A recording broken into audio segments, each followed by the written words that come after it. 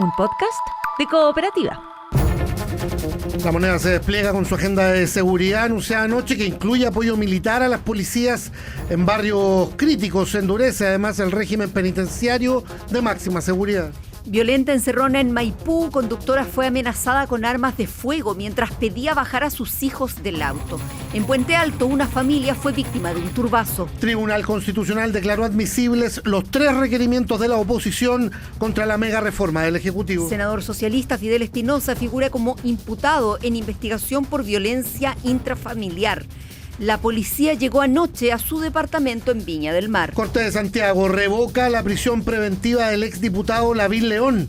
Quedó con arresto domiciliario total. Trama bielorrusa, segundo día de interrogatorio a la ex Suprema Vivanco. También pedirá declarar en el caso Fundamenta. En el exterior, tensa cuenta regresiva para el cambio de mando de mañana en Colombia.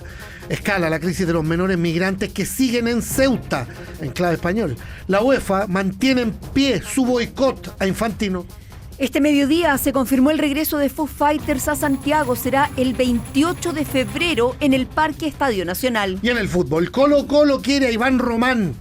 Figura de Costa de Marfil, se transforma en el fichaje más caro en la historia del Real Madrid. Además, el crack español Rodri está a un paso del Barcelona. Estás escuchando el podcast de El Diario de Cooperativa. Una presentación de cooperativapodcast.cl. En las calles sí, difícil. Lo de Puente Alto, una turba que ingresa a una casa, y lo de Maipú, una señora en su auto, le pide a los delincuentes que antes que se lo roben, por favor, déjenme bajar a los niños. 2 menores de 7 y 11 años ahí. Felipe Cofré, buenas tardes. Buenas tardes, Rodrigo. Claro, y partimos con esta historia que ocurre en la comuna de Maipú, donde un grupo de delincuentes realiza esta violenta encerrona a esta madre que iba a dejar a sus 2 hijos pequeños al colegio. Esto ocurre esta mañana, cerca de las 8 de la mañana, en la intersección de Blanco Encalada con General San Martín, en una rotonda en donde estos antisociales aprovecharon primero para adelantar y luego bloquear el paso del vehículo de la víctima, a la que obligaron a bajar a punta de pistola. Sus hijos de 11 y 7 años también fueron amenazados con armas de fuego y afortunadamente, dice ella, la víctima, alcanzaron a bajar estos menores de forma controlada, no perdieron la calma antes que estos sujetos huyeran en dirección desconocida con el auto de esta familia. Dice ella, la mujer, que había pensado en los múltiples casos en donde niños en este tipo de robos habían quedado encerrados o atrapados y se habían ido con los delincuentes. Afortunadamente no ocurre en este caso. Escuchemos precisamente el relato de esta mujer que por temor a represalias decide ocultar su identidad. Íbamos, antes de llegar a una rotonda, unos tipos me adelantan. Claro, como siempre la gente va apurada a esa hora. No me llamó la atención, pero claro, me adelantan y a los segundos me pegan el choque, se tiran para atrás para frenarme el auto. Lo único que yo le pedía, por favor, deja de bajar a mis hijos, por favor, déjeme bajar a mis hijos. Empecé a gritar para que me dejaran porque los niños iban con sus cinturones de seguridad, yo no sabía si ellos iban a actuar rápido o no. Gracias a Dios, con calma, los niños se bajaron con calma. Y bueno, ahí ellos abordaron rápidamente y se fueron. Claro, es el testimonio de esta mujer que de manera desesperada les pedía por favor a estos delincuentes que poder bajar antes a su hijo, antes que se llevaran su vehículo. Afortunadamente ella y estos 2 pequeños resultaron sin lesiones, pero sí ambos niños bastante afectados. Le decían a su madre, luego de ocurrido este hecho, tener miedo de acercarse a otro vehículo de color gris porque pensaban que podían ser los delincuentes que nuevamente habían regresado. Es una situación que fue denunciada, que está siendo investigada y que todavía no registra a personas detenidas. Otro hecho violento, dramático, ocurre en la comuna de Puente Alto durante esta madrugada. Ahí se desarrolla un robo con la modalidad del turbazo en una vivienda. Ahí 6 delincuentes ingresan a patadas, derriban la puerta e intimidan a los moradores, que es un matrimonio y una hija adulta, a quienes revisaron sus pertenencias. Se alcanzaron a llevar dinero en efectivo, aproximadamente 200.000 pesos, y los teléfonos de estos moradores, y no se llevaron más objetos de valor porque los delincuentes terminan desistiendo del robo gracias a la activación de alarmas comunitarias de los vecinos que escucharon los gritos de las víctimas. El inspector Eduardo Isla, de la Brigada de Robo Sur de la PDI, entregó detalles. Aproximadamente 6 sujetos ingresan fracturando uno de los ventanales y una vez dentro, utilizando armas de fuego, intimidan al núcleo familiar, logrando sustraer diversas especies. Sin embargo, debido al actuar de vecinos, principalmente por gritos, los sujetos desisten de lo que estaban realizando y huyen del lugar. ¿Logran sustraer especies de la vivienda de igual manera? Sí, efectivamente logran sustraer especies personales principalmente, y dinero en efectivo. Y esto se suma a la detención de un menor de 15 años involucrado en el asesinato de un compañero de colegio en la comuna de San Bernardo. Esto luego de una riña que se produce el pasado viernes. Ya se había detenido a un menor de 17 quien había participado de esta discusión, habría empujado a este menor, y faltaba quien le había efectuado la puñalada letal que termina por quitarle la vida. Fue formalizado en el juzgado de garantía de San Bernardo este menor de 15 años y quedó en internación provisoria como medida cautelar mientras dura la investigación por el delito de homicidio. Se indicaba aparentemente como el autor material de ese asesinato, finalmente, de un compañero de su colegio. Las imágenes de el portonazo o encerrona más bien en Maipú son de verdad dramáticas, como la señora sale del auto y termina corriendo con los niños que iban con el buzo de su colegio por la calle, tratando de alertar de lo que había ocurrido cuando ya le habían robado el vehículo y lo había logrado bajar de ese vehículo precisamente. Felipe, muchas gracias. Buenas tardes.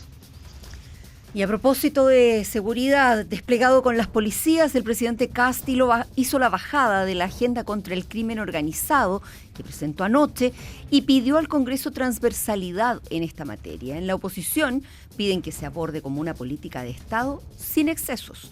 Mariano Reyes, buenas tardes. ¿Qué tal, Verónica? Muy buenas tardes. Cambió la mano, esa es la frase que utilizó el presidente Kast en el puntapié inicial que dio esta mañana a un operativo policial en la Plaza de Armas. Fue una de las actividades que ha tenido el mandatario esta jornada para explicar los alcances que pretende tener la agenda contra el crimen organizado y terrorismo llamada ACOT. La expectativa de La Moneda es que esta agenda tenga la misma celeridad que tuvo la mega reforma tributaria de reconstrucción, pero que en este caso logre un apoyo mucho más transversal en el Congreso. Y es por eso que en la Escuela de Carabineros el presidente José Antonio Kast enfocó su mensaje hacia el Congreso. Frente a un batallón de funcionarios de la PDI, Gendarmería y Carabineros, el mandatario invitó a que se debata con altura de miras. Estos proyectos de ley que enviaremos al Congreso, la reforma constitucional que enviaremos al Congreso, será para que ustedes la debatan, para que se perfeccione aquellas áreas que correspondan. Nadie es dueño de la verdad, pero todos sabemos el sufrimiento que hoy día existe en Chile. Todos sabemos que nos tenemos que comprometer para recuperar la paz y la seguridad. Los invito a discutir esto con altura de miras. Y las diferencias se zanjarán, como siempre, votando. Estoy seguro de que en esto vamos a tener más coincidencias que diferencias. Bueno, hay una veintena de proyectos que ya están en tramitación, a los cuales se les va a ingresar urgencia. Las mesas directivas de ambas cámaras legislativas están esperando que el ministro de Seguridad, Martín Arrau, pueda entregar una tabla con los proyectos priorizados y así armar un calendario para su tramitación. A la actividad del presidente de la República esta mañana asistieron parlamentarios de todos los sectores políticos, o de la gran mayoría, incluso desde la oposición, quienes comprometieron su colaboración siempre y cuando, dicen, no se caiga en excesos. Habla el presidente del PPD, Raúl Soto. Es una oportunidad para generar transversalidad y una política de Estado en materia de seguridad, y yo separaría lo que tiene que ver con el combate al crimen organizado, al narcotráfico y las nuevas formas delictuales con temas que tienen que ver con vandalismo o con otros contextos sociales. Esperamos que el gobierno no intente pasarse de listo desde la perspectiva de lo que ha intentado hacer en otros proyectos como escuelas protegidas, como el registro de vándalos, que es hacer un rayón de pintura a los derechos sociales. Bueno, dentro de lo más novedoso de esta agenda están las propuestas para modificar la Constitución. Entre ellas se pretende especificar el deber del Estado para resguardar la seguridad pública, algo que ha generado ciertas dudas en algunos sectores porque efectivamente hoy en día la Constitución plantea el deber del Estado para resguardar la seguridad nacional.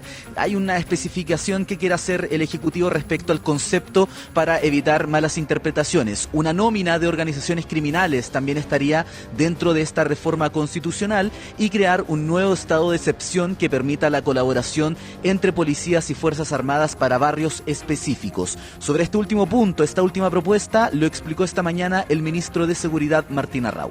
Lo que busca es hacerse cargo y corregir algunas dificultades que hemos tenido en el pasado en nuestro país cuando en casos extremos se requiere mayor fuerza, mayor apoyo en la materia de seguridad pública, que hoy día, ustedes lo ven, cada vez que hay algún hecho de connotación, se pide mayor fuerza, pero hoy día no contamos con herramientas precisas, reglas especiales de uso de la fuerza y otras que creemos que serían tremendamente útiles en un Estado enfocado en la seguridad pública. Y es por eso que el planteamiento que haremos de reforma constitucional va a incluir ese aspecto. Bueno, en rango constitucional también se pretende avanzar hacia cárceles diferenciadas y con ello realizar cambios en el régimen de máxima seguridad. Aislamiento en celdas individuales, uniformes diferenciadores, se habla de uniformes naranja, menos horas de patio, menos contacto físico, entre otras medidas que prepara detallar el ministro de Justicia, Fernando Rabat, quien tuvo, por cierto, una reunión con el presidente José Antonio Kast esta mañana aquí en Palacio. Mariano Reyes con la información. Gracias, buenas tardes. Chao, buenas tardes. Novedades hoy también en los tribunales. Esto tiene que ver con la situación del exdiputado Lavín León, también con la Suprema Vivanco. Fernanda Ávila, buenas tardes. Buenas tardes. La segunda sala de la Corte de Apelaciones de Santiago dejó sin efecto la resolución del séptimo juzgado de garantía que a inicios de esta semana había confirmado la prisión preventiva para el exdiputado Joaquín Lavín León, lo que rebaja su medida cautelar a arresto domiciliario total. Recordemos que Lavín León es investigado por los delitos de fraude al fisco, tráfico de influencias, falsificación y uso malicioso del instrumento privado mercantil y otros delitos electorales. Su defensa, a cargo del abogado Cristóbal Bonasich, se mostró conforme con esta decisión por la cantidad de tiempo que pasó el imputado en prisión preventiva, alrededor de 4 meses. Escuchemos lo que mencionó el abogado Cristóbal Bonasich. La revisión de la medida cautelar se justificó por parte de esta defensa en atención que no había ninguna razón de fondo que justificara tener a mi cliente en prisión preventiva, no obstante existiendo otras medidas cautelares que también pueden garantizar el fin del procedimiento, como por ejemplo el arresto domiciliario total.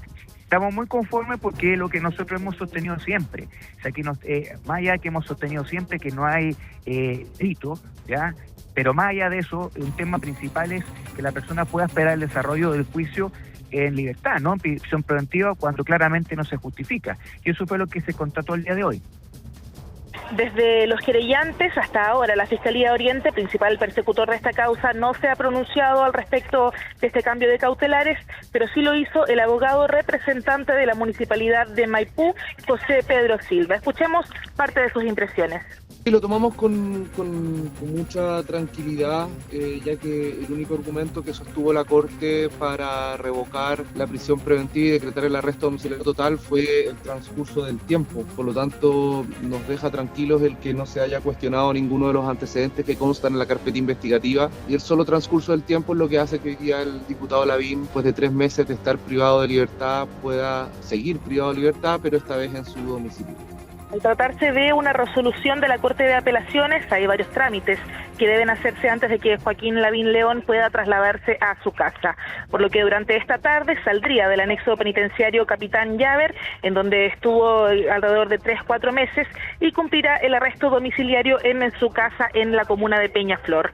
En paralelo a esta hora, declara aún la ex ministra de la Corte Suprema, Ángela Vivanco, frente al fiscal de Los Lagos, Andreas Puch, por la arista trama bielorrusa. Recordemos que esta es la primera vez que declara en esta indagatoria y que se trata de su segunda jornada de declaración. La exministra llegó esta mañana hasta las dependencias del OS7 de Carabineros y se refirió nuevamente a esta diligencia y a las próximas que va a solicitar en el caso Fundamenta, en donde también se le atribuye un rol clave para dar luz verde y aprobación al polémico proyecto Eco Egaña. Escuchemos lo que mencionó Ángela Vivanco. A ver, no puedo saber la visión de ellos porque ellos en el fondo escuchan e interrogan, no dan opiniones, pero han sido muy amables y creo que muy ponderados en el interrogatorio. No tengo nada que decir al respecto porque no estoy hablando en este momento del caso Fundamenta, pero lo que sí es importante recordar en general, no solamente para este caso, es que la integración de salas le corresponde al presidente de la Corte, no a los funcionarios. Ese funcionario relata que usted tenía cierta distancia con la ministra Melo. ¿Cuál es la impresión que tiene usted? No es así, ninguna distancia. Ángela, y así como solicitó declarar en el marco de esta investigación de Velas Movitech, ¿podría solicitarlo en el caso Fundamental? ¿Lo tiene contemplado? Sí, más adelante. ¿Sí? Más adelante. Según lo mencionado por la misma Vivanco, esta será su última jornada de declaración en vista de la próxima audiencia del 22 de septiembre, en donde se decidirá si se cierra o no la investigación para dar paso al juicio oral. Fernanda Ávila, muchas gracias. Buenas tardes. Hablemos de educación porque el Ministerio convoca a alcaldes oficialistas para dar a conocer los alcances del proyecto de ley que modifica el sistema SLEP. Se posterga hasta 2040 el traspaso total de los colegios y los municipios con buenos resultados pueden seguir administrando sus escuelas y liceos. Paula Kelly, buenas tardes. ¿Qué tal? Muy buenas tardes. Avanzó a segundo trámite legislativo desde la Cámara al Senado el proyecto de ley que reforma el sistema de admisión escolar con el objetivo de reconocer el mérito y reducir el azar en la selección de estudiantes. Con las modificaciones que se proponen, se mantendrá la postulación a través del SAE y la asignación en el mismo sistema centralizado, pero se incorpora en el proceso de selección en los colegios con alta demanda una etapa para verificar aspectos como el rendimiento, la asistencia, entrevistas y otros criterios de prioridad. La ministra de Educación, María Paz Arzola, se reunió hoy con alcaldes para entregar más detalles sobre la reforma. La escuchamos. El proyecto de ley que presentamos recientemente al Congreso Nacional, que busca continuar con la instalación de los SLEP, pero que flexibiliza los requisitos y las condiciones para que municipios de buen desempeño puedan quedarse con sus colegios más tiempo y de esa forma poder centrarnos en lo que nos importa, que es que los niños y las familias que han optado por la educación de provisión estatal puedan estar con el mejor sostenedor posible que les asegure las mejores condiciones para sus escuelas. Así que vamos a avanzar, espero, con este proyecto de ley. Seguimos trabajando y, por supuesto, escuchando a alcaldes, sostenedores y, por supuesto, a las familias. El proyecto que reforma el sistema de admisión escolar busca ajustar el cronograma de implementación de los servicios locales de educación pública, los SLEP. Se amplía el plazo de implementación hasta el 2040 y también se da la opción de que los municipios que tienen buenos resultados puedan seguir administrando los colegios y liceos públicos, algo que fue valorado por la alcaldesa de Vitacura, Camila Merino, y el alcalde de Ñuñoa, Sebastián Sichel.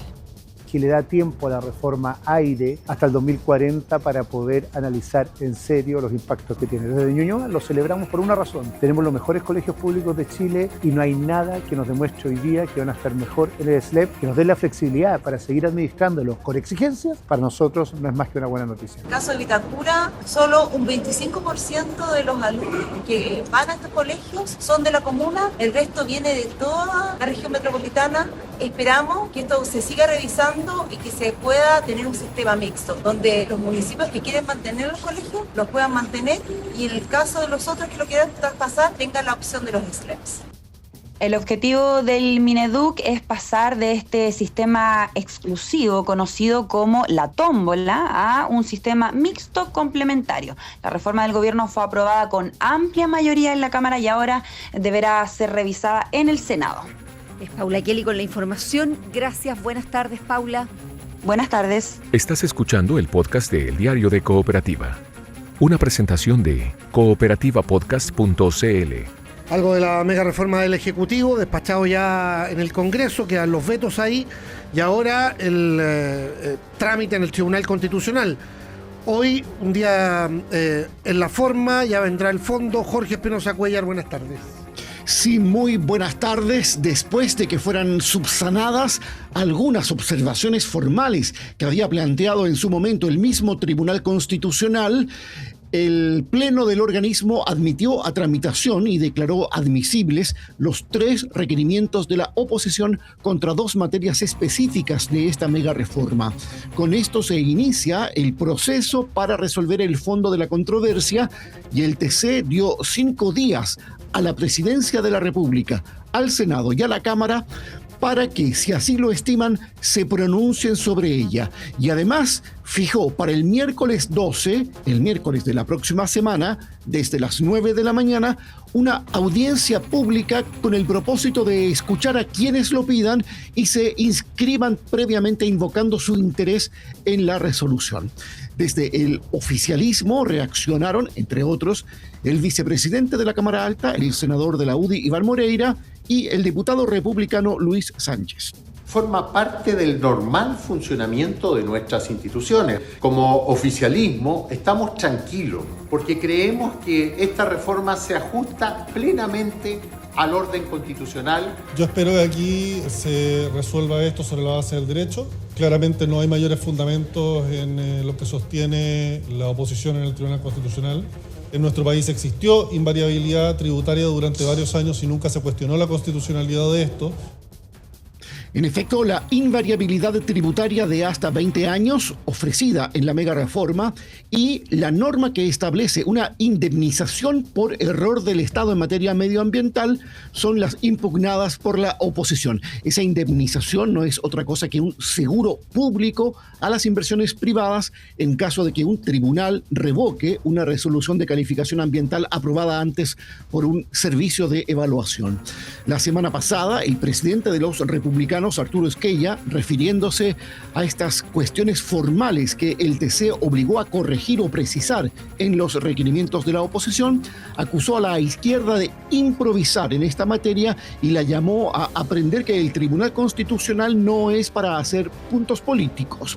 Escuchamos ahora al diputado de la bancada del PPD, Jaime Araya, y al senador socialista Juan Luis Castro. Fallaron todos los pronósticos de los bocones de republicanos, que se burlaron de nuestro requerimiento y que decían que no iba a ser acogido a trámite. Y va a quedar establecido que el trabajo que ellos hicieron para darle más millones de dólares a sus amigos multimillonarios en perjuicio de los sectores más vulnerables, de la clase media, de la gente de trabajo en nuestro país, atenta contra nuestra Constitución. Porque la invariabilidad tributaria y la resolución de calificación ambiental, efectivamente, tal como vienen en el proyecto despachado a ley, tienen vicios de la Carta Fundamental y por lo tanto esperaremos el fondo de la causa en los días que vienen para tener el resultado definitivo. El fondo de la causa se conocerá después de los alegatos de las partes que el tribunal fijó para el jueves 13, es decir, durante la misma semana en que el Congreso termine de tramitar los vetos presidenciales. En todo caso, de ninguna manera el TC dirá que la mega reforma es inconstitucional, sino que se pronunciará sobre las materias específicas sujetas a su análisis. Respecto de estos 3 requerimientos. Jorge, gracias. Buenas tardes. Lo que está pasando. Síntesis informativa de El Diario de Cooperativa. La Moneda se despliega con su agenda de seguridad anunciada anoche que incluye apoyo militar a las policías en barrios críticos. Endurece además el régimen penitenciario de máxima seguridad. Violenta encerrona en Maipú, conductora fue amenazada con armas de fuego mientras pedía bajar a sus hijos del auto. En Puente Alto, una familia fue víctima de un turbazo. Tribunal Constitucional declaró admisibles los 3 requerimientos de la oposición contra la mega reforma del Ejecutivo. Senador socialista Fidel Espinosa figura como imputado en investigación por violencia intrafamiliar. La policía llegó anoche a su departamento en Viña del Mar. Corte de Santiago revoca la prisión preventiva del exdiputado Lavín León. Quedó con arresto domiciliario total. Trama bielorrusa, segundo día de interrogatorio a la ex Suprema Vivanco. También pedirá declarar en el caso Fundamenta. En el exterior, tensa cuenta regresiva para el cambio de mando de mañana en Colombia. Escala la crisis de los menores migrantes que siguen en Ceuta, en clave español. La UEFA mantiene en pie su boicot a Infantino. Este mediodía se confirmó el regreso de Foo Fighters a Santiago. Será el 28 de febrero en el Parque Estadio Nacional. Y en el fútbol, Colo-Colo quiere a Iván Román. Figura de Costa de Marfil se transforma en el fichaje más caro en la historia del Real Madrid. Además, el crack español Rodri está a un paso del Barcelona. Aquí termina el podcast de la segunda edición de El Diario de Cooperativa. Encuéntralo de lunes a viernes en cooperativapodcast.cl o en tu plataforma de audio favorita.